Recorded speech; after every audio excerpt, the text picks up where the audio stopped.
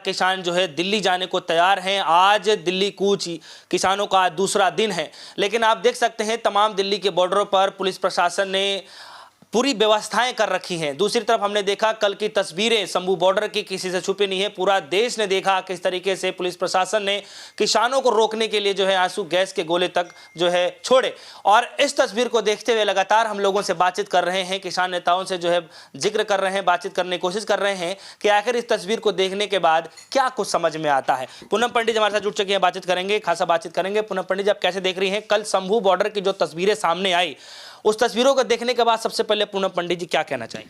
मैं बस यही कहूँगी कि ये देखो ना कि जो लोग कहते हैं कि किसानों ने रोड जाम कर दिए, किसानों ने ये कर दिया, किसानों ने वो कर दिए, तमाम देश का जो मिनिस्ट्री मीडिया है वो इस चीज़ को चला रहा है, लेकिन एक बार भी ये चीज़ क्यों नहीं बता रहा कि सरकार ने रोड जाम कर दी, सरकार ने सरकारी संपत्तियों को ख़राब किया है, सरकार ने रोड जाम कर दिया, किसानों को अंदर नहीं आने दे रहा। क्या किसी चैनल ने इस चीज़ को दिखाया? नहीं दिखाया। जो मिनिस्ट्री मीडिया, मैं मिनिस्ट्री मीडिया की बात कर रही हूँ। दूसरी बात, इस तरीके से किसान को आप क्यों रोक रहे हो? कारण बताइए।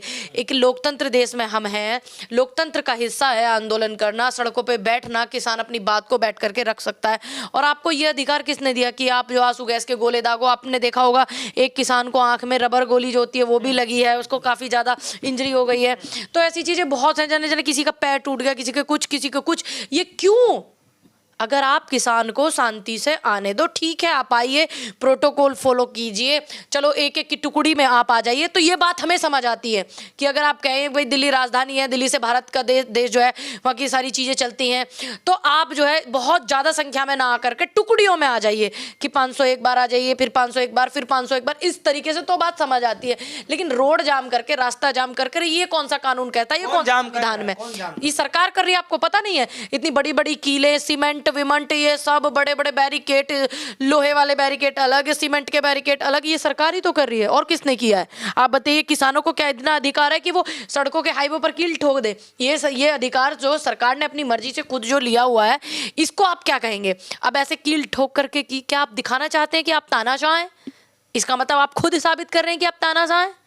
देश में तानाशाह लागू हो गया है, तो आप बैठ करके, जैसे आप बड़े टीवीओं पर मन की बात करते हैं बैठ करके, तो आप एक मन की बात में भी कह दीजिए कि ये मेरा मन है, मैंने देश में तानाशाह लागू कर दिया है। इस तरीके से तो जो बिना लोकतंत्र वाले देश हैं, मैं बात करूं कोरिया की, उत्तर कोरिया की, इस तरीके से तो वहां भी नहीं होता होगा जो देश में हो रहा है।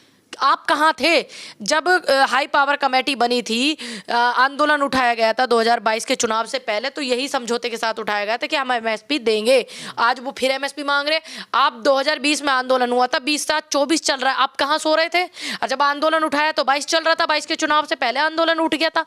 फिर अब 2 साल इस चीज को हो गए, आंदोलन को स्थगित हुए भी 2 साल हो गए ना, तब से आप कहाँ सो रहे थे? आपकी नींद नहीं खुली थी? जब किसान सड़क पे आ जाता तो आपकी नींद खुल जाती है। लेकिन पूनम पंडित जी, लोग तो ये भी कह रहे हैं कि एक दो तस्वीरें जो है वायरल हो रही है, कह रहे हैं असली किसानों की जो जगह है वो खेती किसानी करने में होनी चाहिए, बैल और जो है हल के साथ होनी चाहिए। ये क्या मर्सिडीज, बीएमडब्ल्यू और रेंज रोवर लेकर के आ रहे हैं? देखिए, जो किसान है उनके बच्चे, किसी का कनाडा जा रखा है, किसी का कहीं जा रखा है, वो ऐसे छोटे मोटे किसान नहीं, बड़ी खेती वाले बड़े किसान है।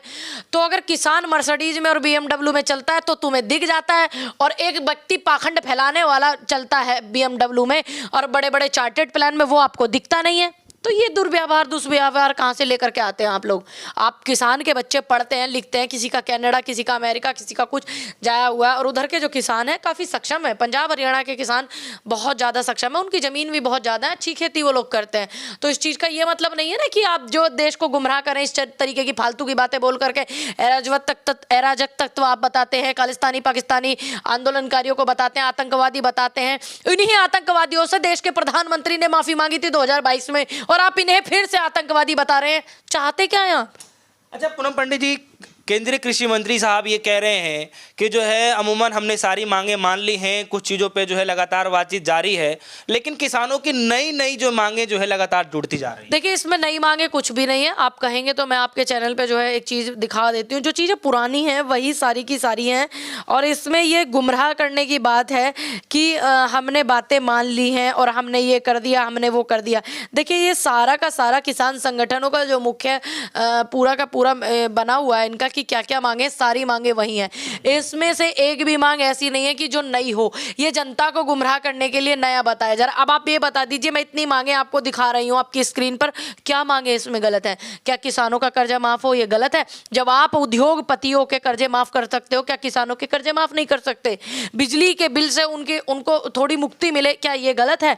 क्या किसान आंदोलन में जो 700 लोग शहीद हुए थे उनके लिए मुआवजा मांगना गलत है? अरे आप लोग एक रैली करने जाते हो, 350-400 करोड़ रुपए एक रैली में खर्च कर देते हो। अगर एक किसान के परिवार को 50 लाख रुपए या 1 करोड़ रुपए अगर मुआवजा दे भी दोगे तो आप क्या गलत दे दोगे? बताइए, क्या आप दे नहीं सकते? ऐसा तो नहीं है कि आप नहीं दे सकते। आप प्रिंट मीडिया पे 350 करोड़ रुपए खर्च करते हो, आप टीवी मीडिया पर हजारों लाखों करोड़ रुपए आपने खर्च किए हैं। आप अपनी एक एक रैली में 500-500 करोड़ खर्च कर सकते हो। आप G20 कराने के लिए 42,000 करोड़ खर्च कर सकते हो। तो क्या मुआवजा नहीं दे सकते 750 किसानों को? क्या उनको रोजी रोटी चलाने के लिए उनके परिवार को नौकरी नहीं दे सकते हैं? लेकिन सवाल ये कहा जा रहा है इस वक्त कि जो है सरकार ये कह रही है कि बीच का रास्ता जो है बातचीत से निकलेगा। देखिए, बिल्कुल बीच का रास्ता अगर बातचीत से किसान संगठन नहीं चाहते तो वो लोग 3-4 बार अभी बातचीत हुई, चंडीगढ़ में बातचीत हुई, तो किसान संगठन वहां पर नहीं जाता वार्ता करने के लिए। किसान भी चाहता है कि वार्ता हो तो, लेकिन अब जब कमेटी में जब लोग बैठते हैं, तीनों मंत्री जब कमेटी में बैठते हैं तो वो किसान संगठनों को और किसानों को गुमराह करने का काम करते हैं। तो फिर उन्हें क्यों दिक्कत है? अगर कोई भी इसमें एक भी बात ये बता दीजिए कि जायज नहीं है। अब जायज बातों को किसान रखने के लिए आया है, आपकी सरकार है, आपको बिठाया है, तो आप कैसे कह सकते हैं कि जायज नहीं है? अच्छा पूनम पंडित जी, एक सवाल है कि देखिए हाल ही के दिनों में किसानों के मसीहा कहे जाने वाले चौधरी चरण सिंह जी को जो है सम्मानित किया गया। उसके बाद जो है बताया जा रहा था कि जो है स्वामीनाथन की आयोग जो है वो पूरी रिपोर्ट लागू की जाए धरातल पे। आज भी किसानों की यही मांग है, उनको भी जो है सरकार ने सम्मानित करने का काम किया। आप डॉक्टर स्वामीनाथन जी को भारत रत्न देते हैं, बड़े सम्मान की बात है और उनको मिलना भी चाहिए था, लेकिन उनकी आप नियतियों पर क्यों नहीं चलते हैं? आप उनकी जो विचारधारा है, जो उन्होंने रिपोर्ट बनाई है, आप उसको लागू क्यों नहीं करते हैं? भारत रत्न के साथ साथ में अगर आप उनकी चीज़ों को मान करके उन रिपोर्ट को आयोग को कर देते, स्वामीनाथन रिपोर्ट को कर देते आप पूरे तरीके से गठित, तो उससे बड़ी चीज किसानों के लिए क्या हो गई?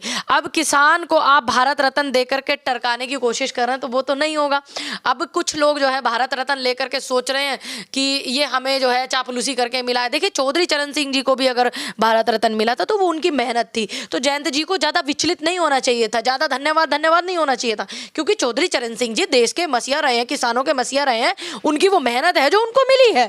तो आप इतनी क्यों वहां पर ये चीजें दिखा रहे हैं? अब अगर हम बात करें स्वामीनाथन जी की, तो उनका भी एक अपना मेहनत रहा है, अपनी सिस्टम उनका रहा है। उनके जो जूनियर हैं उनको काफी लोगों को भारत रत्न मिल गया, तब जाके सरकार को शर्म आई कि हम इनको भी दे दें।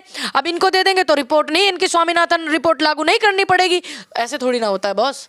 तमाम किसान संगठन बॉर्डर पे आ रहा है, कुछ लोग भारत बंद का ऐलान कर रहे हैं, कुछ लोग जो है ये आपका पुरस्कार मिला है उसको बस धन्यवाद कर रहे हैं। सवाल जो है पूनम पंडित जी ये भी है कि एक तरफ किसान और सरकार के बीच में जो है लगातार बातचीत का दौर जारी है, उधर प्रदर्शन भी लगातार किसानों का जारी है। इसी बीच में राहुल गांधी जी भारत जोड़ो न्याय यात्रा के तहत उन्होंने एक बड़ा ऐलान किया है कि पहली गारंटी वो दे रहे हैं किसानों के लिए। स्वामीनाथन की जो रिपोर्ट है पक्की गारंटी वो देने की कोशिश कर रहे हैं, MSP पे। तो आप इसको कैसे देखते हैं? देखिए, मैं इसको ऐसे देखती हूँ, 2013 में भूमि अधिग्रहण बिल जो हुआ था पास, वो भी कांग्रेस ने किया था। कांग्रेस के बहुत सारे कर्जे कांग्रेस ने जो है माफ किए थे किसानों के, क्योंकि भाजपा सरकार ने हमेशा अपने उद्योगपतियों के, किसी का 63,000 करोड़ का कर्जा माफ कर रहे हैं, किसी का 72 लाख करोड़ का कर्जा माफ कर रहे हैं। जैसे सारे के सारे जो उद्योगपति हैं भारत के, सारे जने भिखारी हो गए। समझ में नहीं आता वो अमीर सबसे ज्यादा कैसे हुए, जब भारत का इतना कर्जा लेकर के वो बैठे हुए हैं। तो पूर्व में भी ऐसा बहुत बार हुआ है कि जो है कांग्रेस ने 75 लाख करोड़ का कर्जा किसानों का माफ किया। भूमि अधिग्रहण बिल जो है वो पूरे देश में जो होता है लागू हुआ था, वो भी कांग्रेस ने किया था। अब उसको बहाल करा रहे हैं, इन्होंने इसको रोक दिया था बीच में, लेकिन अब उसको फिर से बहाल कराने की इन्हीं संगठनों की मांग है जो किसान संगठन आंदोलन कर रहे हैं। तो कांग्रेस ने इस देश में बिजली का बिल भी किसानों का माफ किया है, शिक्षा को आगे बढ़ाया है, उन्नति को आगे बढ़ाया है, चाहे वो किसानों के लिए जो है बीमारी का इलाज हो, राजस्थानी में बात करूं, या जो भी चीजें हैं वो कांग्रेस ने की है। धरातल पे।